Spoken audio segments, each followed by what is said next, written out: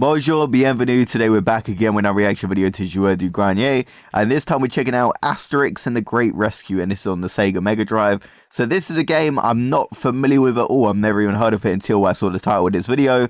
But yeah, I'm going back and reacting to all their old episodes. I want to eventually react to every single video. You know, this is one of the early episodes, which I still think are great, but it's really cool to see how far they come out, isn't it? So let's get right into it for today, and let's find out about this game, Asterix and the Great Rescue. Let's get right into it. En 2000 après Jésus-Christ, toute la Gaule joue sur des consoles haute définition. Toutes? Non. Dans un petit coin reculé, existe un joueur qui résiste encore et toujours à l'envahisseur. Si je vous demande de me citer un célèbre français connu à l'étranger qui se promène partout dans le pays avec une gourde qui le rend surpuissant, vous me dites forcément... Vous me dites forcément Astérix le Gaulois. La bande dessinée a été adaptée. Okay, so I'm not really familiar with Asterix, but it's meant to be a very famous French character, so that's pretty cool. En tout ce qui est possible. Kinder, pins, jeux de société, peluches, films, pots de moutarde, dessins animés et, bien évidemment, en jeux vidéo. Depuis les premières Amstrad, il existait déjà... I do think I've seen the character somewhere, like I've seen like the imagery, but I don't really know anything about it. But Kinder, like the Kinder eggs, or there's something completely different. Like I love the Kinder eggs and chocolate, but I don't know if it's affiliated with that or not, but... Des adaptations d'Astérix. Astérix et le Chaudron en 1986, Astérix and the Secret Mission sur Master System, Astérix sur NES, Astérix et Obélix sur Super Nintendo, sur la trace d'Idéfix, sur Game Boy et ainsi de suite. Et encore l'année dernière, il sortait Astérix aux Jeux Olympiques sur Xbox 360. C'est dire si la licence continue à être utilisée. Bon, à titre personnel, mon jeu préféré restera quand même l'adaptation arcade sortie en 1991 dans laquelle j'ai dû engloutir des milliers de francs. Mais comme à l'époque il fallait vendre sa maison pour pouvoir acheter une Neo Geo et y jouer chez soi, on se contentait de vieilles merdes pourries comme par exemple Astérix and the Great Rescue, réservé exclusivement pour faire souffrir les joueurs de Sega. J'ai vraiment pas envie d'y jouer, vraiment pas, mais le problème c'est que si je le fais pas, il va y avoir encore des gens qui vont se faire piéger et qui vont jouer à ce jeu. Oh, so this must be really sad because it's annoying when there's been some good versions of the character, like in gaming, like you mentioned the arcade one from 1991, but then you have this one which was terrible. So that's kind of sad when there's a good game and then later on down the line they make something really bad. It's always annoying.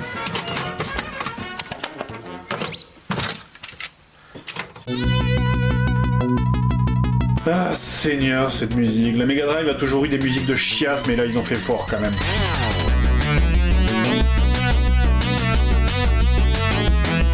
Sérieusement, est-ce que cette musique vous rappelle Astérix? Je veux dire, la musique d'Astérix, ça peut être ça. Oh yeah, this would be way cooler. Ou ça. Astérix est là. Ça va faire mal, ça va cogner la bagarre. Ou même ça.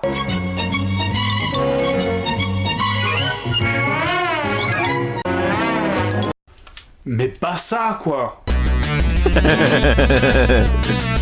Et encore, c'est vraiment pas la pire, parce que j'y ai joué à ce jeu, et croyez-moi, c'est de la diarrhée sonore. Si on cherchait un meilleur moyen d'éviter aux jeunes de passer trop de temps devant leur écran, on l'a trouvé. Parce que si vous ne voulez pas que votre cervelle explose et recouvrir les murs de votre appartement, croyez-moi, vous êtes obligé de régulièrement faire une pause pour aller vous prendre un plein flacon d'aspirine. Oh yeah, it has got even worse, hasn't it?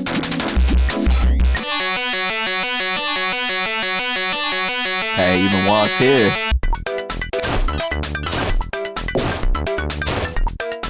And are those farting noises? Astérix and the Great Rescue, oui. The Great Rescue, j'ai dit, ne suit pas le tracé d'une bande dessinée, contrairement à d'autres jeux. Il s'agit en fait d'une suite totalement incohérente de niveaux n'ayant aucun rapport de près ou de loin avec la BD. Vous pouvez au choix jouer Astérix ou Obélix, mais en fait vous allez vite vous apercevoir qu'il vaut mieux ne jouer exclusivement qu'Astérix. Rien ne différencie les deux personnages, mis à part que le gros cul d'Obélix l'oblige à ramper à des endroits où Astérix peut avancer debout. Ah, les gros monsieur d'abord, ya? Je suis pas gros. Après avoir passé le premier niveau, je me dis ouais ok c'est pas mal, c'est simple, ça détend, je vais peut-être passer un bon moment finalement. Hein. Bon c'est un peu moche mais l'univers a l'air relativement respecté, un peu genre le romain vous savez, dans l'arbre là, comme dans le premier Astérix. Donc j'enchaîne avec le deuxième niveau qui ressemble vaguement à un port. Dans l'espace, peut-être, je crois. In space. Vu qu'on a le vide intersidéral derrière, je sais pas. Je ramasse les grenades à gauche, je bute les crabes.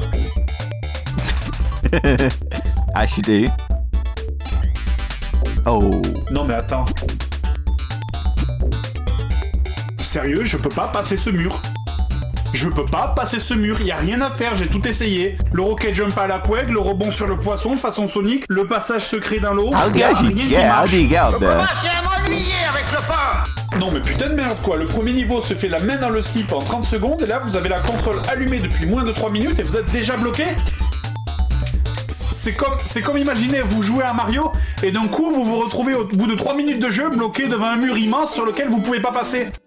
Et encore aujourd'hui ça va, avec internet entre deux sites porno tu finis bien par trouver une astuce. Mais à l'époque, t'étais baisé, y'avait rien. I remember Ton jeu, those tu le days. mettais dans sa boîte et tu priais en achetant des magazines de trouver la bonne astuce. Et en parlant de code, vu que je compte pas m'arrêter maintenant, allons-y.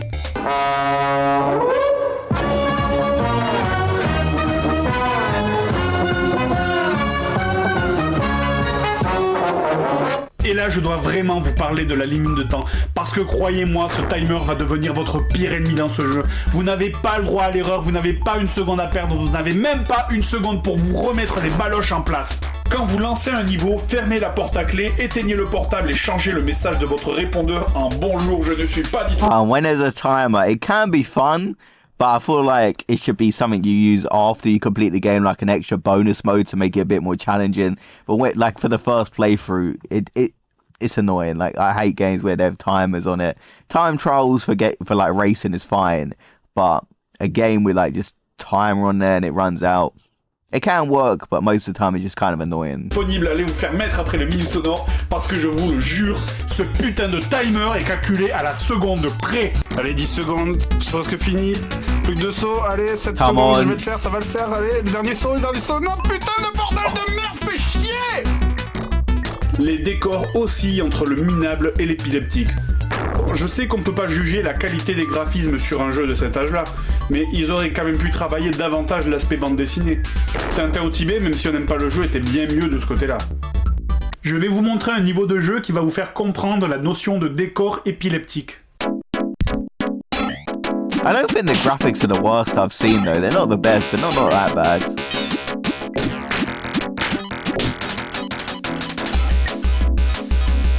Mais sérieusement, comment voulez-vous vous concentrer sur le jeu avec ces espèces de spirographes géants qui tombent du ciel? Je vois rien. Regardez ça, je viens de me faire frapper par un putain d'oiseau qui passait entre l'interface, un flocon de merde de 10 mètres de large, et l'espace noir intersidéral de l'arrière-plan. Et puis tiens, puisqu'on aime les spirographes, et moi aussi je vais rajouter quelques couleurs et quelques éléments sur mon test. Après tout, c'est joli, non? Ah, et puis si vous vous sentez partir, ne vous inquiétez pas, c'est juste que vous êtes en train de faire une attaque cérébrale, comme moi quand j'ai testé ce jeu. Et puis merde, mais vous vous souvenez d'un épisode d'Astérix où il se bat contre des bonhommes de neige géants? Vous vous souvenez d'un épisode où ils sont dans un monde de Lego géant? Et puis ça, sérieux, Astérix qui marche, des saucisses de Francfort géantes qui flottent dans le ciel. Non mais bon sang, quand les développeurs nous ont pondu ce concept, ils étaient en train de sniffer du liquide vaisselle ou quoi?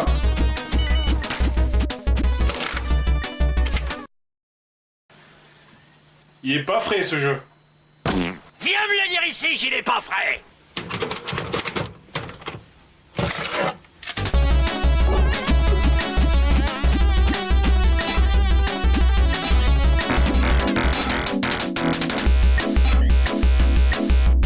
À la fin des séries de sous-niveaux, régulièrement vous avez un boss qu'il faudra vaincre pour accéder au niveau suivant.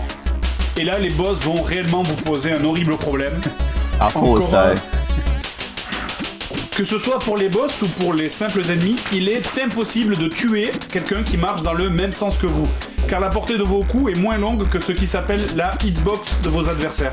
En gros, vous allez prendre les dégâts avant que votre coup ne touche la cible. That makes it even more De manière annoying. pratique, ça veut dire que vous êtes obligé d'attendre que les ennemis viennent vers vous pour les taper, et donc de perdre de précieuses secondes qui vont forcément vous manquer à la fin du niveau. C'est vraiment magnifique!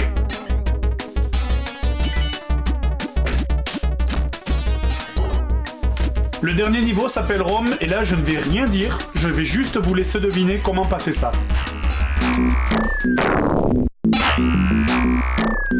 Oh, Vous stuck on voyez, the wall. j'ai 3 grenades, le mur devant moi ne se détruit pas, et la plateforme est trop loin pour sauter dessus. Because you can't jump that J'ai high, how do 25 you actually secondes get largement past assez pour this? provoquer un suicide auditif, soit dit en passant avec la musique. There has to be a way. Une idée? Non? probably throw a grenade at the bomb, right? Like over the wall. Did that work? Eh bien, regardez. Il faut casser le mur de gauche qui contient une potion de nuage pour faire une plateforme et sauter dessus. Okay, I can say I would have never guessed that. I thought maybe you could throw the grenade and hit the bomb and then it'd blow up the wall. That's what I was thinking. I was not expecting what he was going to do there. Yeah. Vous voyez, dans un bon jeu, il y aurait une indication que le mur est destructible, comme dans Zelda par exemple, il y aurait une fissure. Mais là, est-ce que quelqu'un a sérieusement eu une idée sur ce qu'il fallait faire? Et même en connaissant la solution, c'est totalement aléatoire. Si vous ne touchez pas les 3 bons pixels avec vos grenades, vous n'avez plus qu'à attendre la fin du timer pour recommencer. C'est pour ça que je déteste cette catégorie de jeu. Le seul moyen d'avancer, c'est de mémoriser chaque élément, chaque plateforme, chaque romain, chaque truc, et de recommencer 200 fois jusqu'à ce que ça finisse par passer.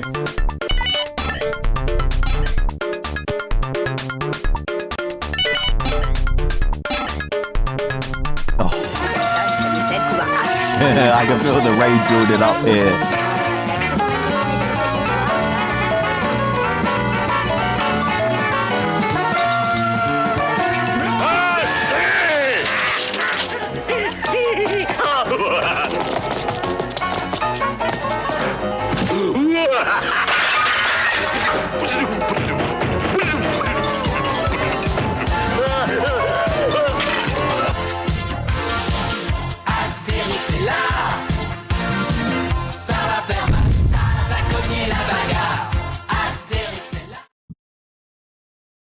Okay, so this was Asterix and the Great Rescue. So he's meant to be a French character. I'm not really familiar with Asterix and Obelix, but I'm pretty sure I've heard those names somewhere. And I've seen the character designs. I'm not really sure where I've seen them because I haven't seen the show as far as I know. They might have been featured in something because I'm pretty sure I've seen them somewhere. I don't know where I've seen them. But, you know, the game looked to be really difficult, very confusing. The timer seemed to be quite annoying. The graphics didn't look as bad as Fred kind of said, in my opinion. Like, we've seen a lot worse games in this series, but I guess because, you know, this is one of the early episodes of, you know, Joueur du Grenier, so we've obviously seen a lot worse games, but it does seem to be very frustrating. And when he mentions there was a good game that he liked in the past, and then you get this, I can see his frustration. You can see the rage building, something I always like from these videos. So let me know your thoughts about this one. And I don't think this is one of the worst games I've seen on the channel, but it does seem very disappointing, especially if you're the fan of Asterix in general, because, you know, you're a fan of the cartoon, and then you go and buy this game as a kid, and you'll be quite mad. And he had to use quite a few cheat codes here, which shows how difficult it is. So let me know your thoughts about this in the comment section below. I'll see you guys in the next video. Have a great day, everyone.